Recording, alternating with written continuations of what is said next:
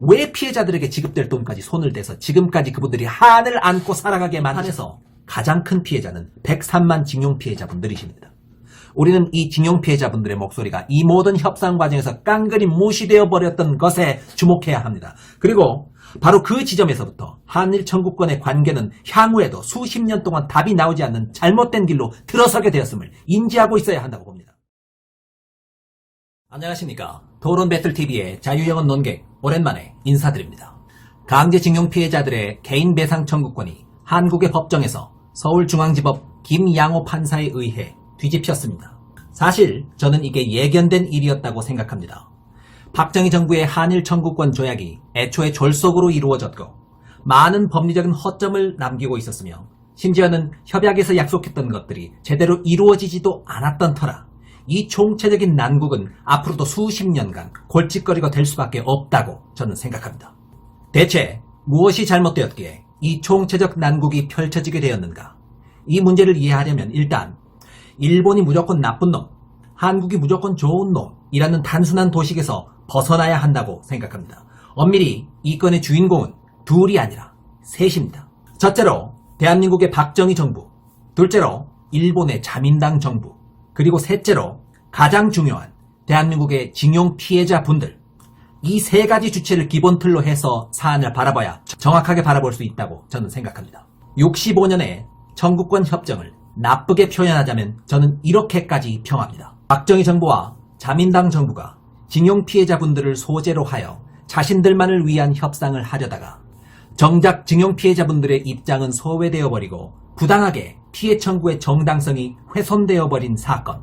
왜 이런 평가가 가능하게 되었는지 당시 상황을 면밀히 살펴봅시다. 박정희가 쿠데타로 정권을 잡게 된 1961년은 한일 청구권 협정이 한창 진행되던 상황이었습니다. 이승만 대통령은 뼛속까지 반일주의자였던 터라 협정의 진행은 전혀 순조롭지 못했죠. 회담에서 무슨 얘기가 나올 때마다 한국에서 대규모 시위가 일어나는 등 한일 간의 의견 차이는 전혀 좁혀질 기미가 보이지 않았습니다. 그러던 와중에 이승만 정권이 무너져버리고 새롭게 군인들이 정권을 잡게 되었습니다. 그런데 마침 새롭게 집권한 그 군인이 천황폐하에게 충성혈서까지 쓰고 일본 육사에 입학했던 바로 그 관동군 소속 박정희. 일본은 뭔가 삘이 옵니다. 기회다.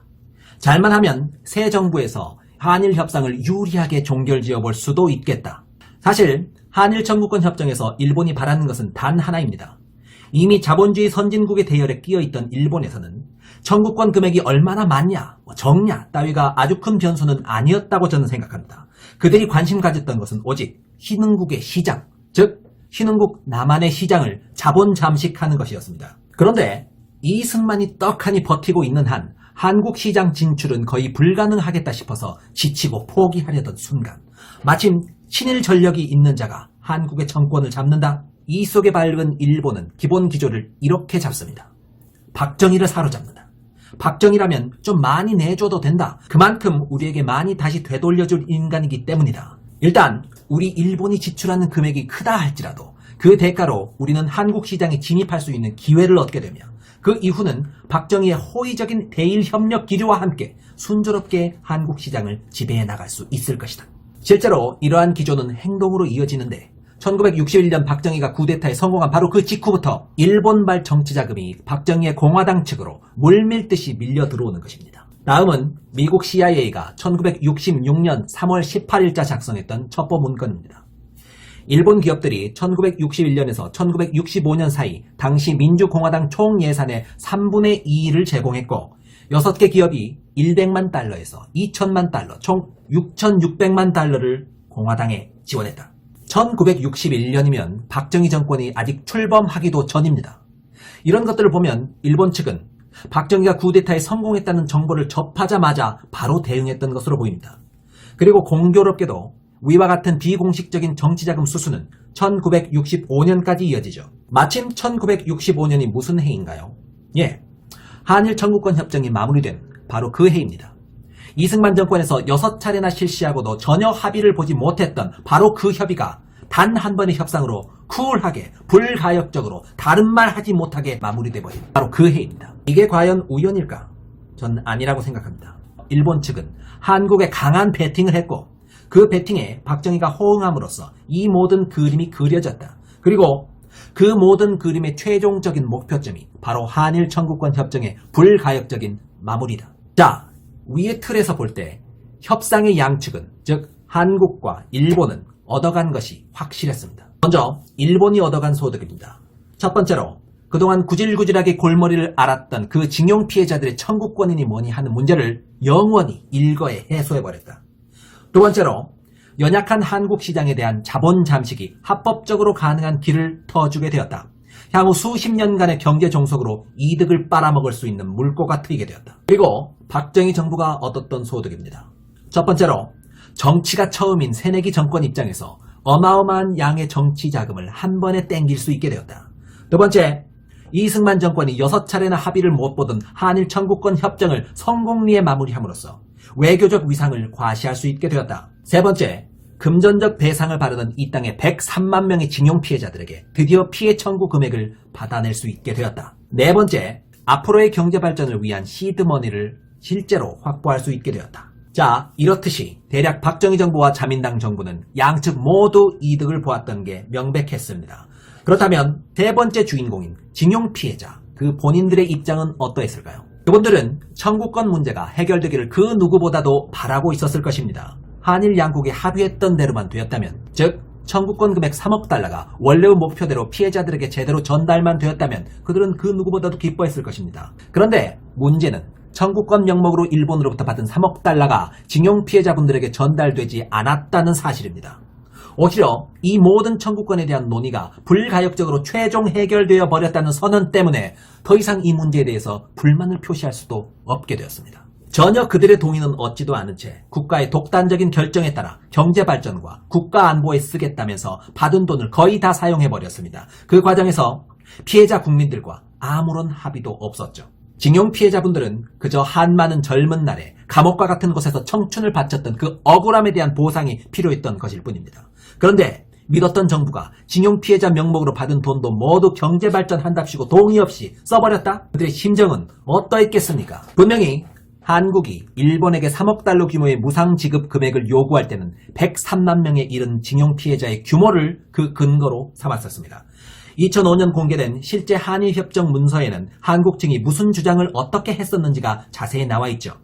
한국 측은 그때 징용 피해자의 수를 103만 2,684명으로 추산하여 일본 측에 알렸고, 이들에 대한 모든 개인 청구권의 총합이 대략 3억 6,400만 달러에 이른다고 주장했던 바가 있습니다. 네, 사실상 한국의 요구는 상당히 잘 받아들여졌어요.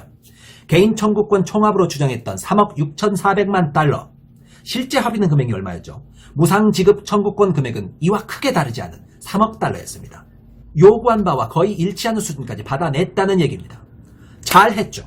박정희 정부의 성과입니다. 박수 받아서 마땅합니다. 그런데 실제로 그 3억 달러 피해자들에게 전달되었나요? 그렇지 못했어요. 피해자들의 규모가 103만 명이라는 것을 근거로 많은 돈을 요구했고, 그 요구가 반영되어서 3억 달러를 받게 된 것이라면 그 명목에 맞게 실제로 징용 피해자분들에게 그 돈의 대부분이 쓰였어야 맞겠죠. 100번 양보하더라도 3억 달러 중에서 용역의 형태로 주어지는 것들을 제외하고 생각하더라도 적어도 반 이상은 피해자들의 개인 청구권을 충족시켜주는데 쓰였어야 하는데, 여론에 못 이겨서 겨우 지급했던 실제 금액이 3억 달러의 20분의 1 수준인 91억 원? 이건 너무한 것 아닙니까? 애초에 나 경제개발 할 거니까 돈이나 좀 줘! 라고 해서 받아온 돈이라면 그걸 경제개발에 쓴다고 해서 누가 뭐라고 합니까? 실제 경제개발에 쓰겠다는 명목으로 받아온 돈, 즉 유상차관 형태로 5억 달러나 받지 않았습니까? 그러면 그것은 목적에 맞게 경제개발을 위해서 쓰고, 무상으로 받았던 3억 달러는 피해자들의 청구권을 빌미로 받은 돈이니까 목적에 맞게 피해자들에게 나눠줬다면 얼마나 좋았겠습니까? 그게 맞는 것이고요. 더욱 충격적인 사실, 일본은 애초에 개별 지급안을 주장했었다는 사실입니다. 그게 무슨 말이냐 하면, 자, 일본 입장입니다. 한국 니네들은 징용 피해자 규모와 명단만 작성해서 건네줘. 그러면 우리가 직접 피해자분들에게 지급해드릴게 라고 일본이 제안했다는 겁니다. 일본이 직접 피해자 한 명 한 명에게 돈을 지급하겠다는 안, 그게 애초에 일본이 제시했던 소위 개별 지급안입니다. 그렇게만 되었다면 사실상 아무 문제가 없었겠죠. 그런데 그렇게 하지 말라고 막아섰던 것이 바로 박정희 정부입니다. 박정희 정부는 일본이 개별 지급하겠다는 것을 반대했고 전체 덩치만 추산해서 3억 달러를 그냥 정부에게 통으로 달라. 피해자들에 대한 직접적인 지급은 우리 정부가 알아서 적당하게 하겠다라고 주장했고 결국 그 방식이 채택되었습니다. 그런데 본인들이 피해자들에게 지급하겠다고 했으면 그 약속을 지켜야지 왜 지키지 않았습니까? 여론에 못 이겨서 특별법을 만들어서 지급을 실시한 바야 있죠. 그런데 그 금액이 고작 91억 8천만 원. 받은 총액의 20분의 1밖에 되지 않는다는 것이죠. 이걸로 징용 피해자분들의 한이 풀리겠습니까? 왜 피해자들에게 지급될 돈까지 손을 대서 지금까지 그분들이 한을 안고 살아가게 만드셨습니까? 이 판에서 가장 큰 피해자는 103만 징용 피해자분들이십니다. 우리는 이 징용 피해자분들의 목소리가 이 모든 협상 과정에서 깡그리 무시되어 버렸던 것에 주목해야 합니다. 그리고 바로 그 지점에서부터 한일 청구권의 관계는 향후에도 수십 년 동안 답이 나오지 않는 잘못된 길로 들어서게 되었음을 인지하고 있어야 한다고 봅니다. 협상에서 완전히 소외되어 버린 그 실제 징용 피해자분들. 이분들은 수많은 세월 동안 목이 터져라 죽을 힘을 다해 자신들의 목소리를 냈습니다. 여운택, 신천수, 이춘식, 김규수 씨, 이 4명의 영웅들이 최초로 소송을 진행한 것은 실제 그분들에게 징용 피해를 입혔던 신일본 제철소가 위치했던 오사카, 바로 그 오사카의 지방법원이었습니다. 그러나 1997년 오사카에서의 소송은 2001년 원고 패소 판정이 났고 2002년 항소심 고등재판소에서도 항소 기각 판결이 났으며 2003년 일본 최고재판소에서도 상고 기각 판결이 나는 것으로 최종 종결되어 버렸습니다. 아니 대체 왜 피해를 당했다고 주장하는 이는 있는데 일본 법정에서는 30 모두 기각 판결이 났던가? 뭐 일본 법정이니까 일본 편 드느라 그랬을까요? 아닙니다. 일본 법정이 그 정도 막장은 아닙니다. 이들도 실제로 존재하는 피해자들의 피해 상황 자체를 부정해버리거나 왜곡하지는 않았습니다. 그런데 왜 피해에 대한 배상 청구는 기각되게 되었나? 첫째, 소송의 성격이 그 당시 일본 기업에 대한 배상 청구 소송이었으나 애초에 이 기업들에 대한 배상 청구 소송은 성립할 수 없다. 징용의 형태라는 것이 인권적 측면에서 가혹함이 있기는 하나 분명히 이 기업들은 그 당시 일본 법에 비추어 볼 때 불법적인 행위를 저지른 게 전혀 없었다. 따라서 불법적인 행위를 전제로 한 배상의 개념이 성립하지 않는 경우이므로 배상 소송 자체가 성립하지 않는다. 두 번째, 한국과 일본의 양국과 그 소속 국민 모두는 한일 청구권 협정에서 이미 보상적인 금전관계를 모두 청산했던 바가 있다. 따라서 피해의 실체가 객관적으로 확인된 건이라고 해도 이미 그와 관련된 피해에 대한 청구 권한에 대해서는 그 소속 개인 간의 관계까지를 모두 포함하여 소멸된 것으로 국가가 선언한 바가 있기 때문에 징용 피해에 대한 보상 의무를 지지 않는다. 예, 분명히 가혹한 혹사를 당하면서 인권의 피해를 받았다는 사실 자체는 인정되었습니다. 그러나 딱 거기까지 뿐이었습니다. 일본의 법률에 비추어 볼 때 합법이었다는 이유, 그리고 한일 청구권 협정에 의해 모든 보상 관계는 말소되었다는 두 가지 이유로 인해 피해는 있지만 보상은 받을 수 없다는 판정을 얻은 셈이죠. 결국 1965년 한일 청구권 협정이 족쇄가 되어 이들의 한많은 소송은 실패하고야 말았습니다. 그러나 우리의 4명의 영웅분들은 포기하지 않았습니다. 그 지점에선 이런 발상을 해볼 수 있었겠죠. 징용 행위가 일본법에 비추어 불법이 아니었다고 해도 한국 법정에서는 한국 법에 비추어 불법이 될 수는 있지 않을까? 그 전제가 바뀐다면 혹시 결과가 뒤집힐 수도 있지 않을까? 실제로 이런 생각을 그분들께서 하셨는지는 정확히 알 수 없지만 그 4분들은 포기하지 않고 이번엔 똑같은 소송을 한국의 법정에 내봅니다. 그리고 바로 여기에서 역사적인 대반전의 드라마가 펼쳐집니다. 이 부분에 대한 자세한 이야기는 다음 시간에 이어가도록 하겠습니다. 치열한 법리 싸움의 현장으로 우리 모두 가봅시다. 감사합니다.